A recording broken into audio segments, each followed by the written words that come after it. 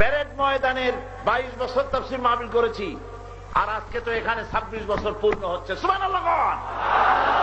কে ঠেকাবি আল্লাহর কোরআন? ঠেকাতে পারবে কেউ?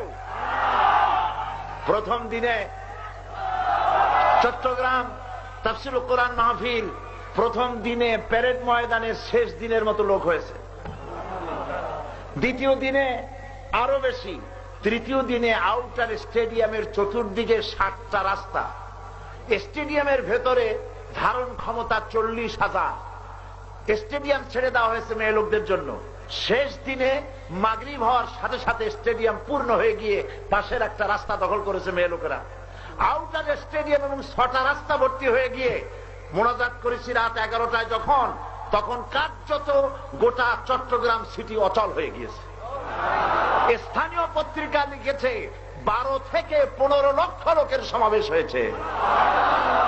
প্রথম দিনে 7 জন, দ্বিতীয় দিনে 9 জন, তৃতীয় দিনে মোনাজাতের আগে 23 জন, মোট 40 জন হিন্দু সপরিবার ইসলাম কবুল করেছেন।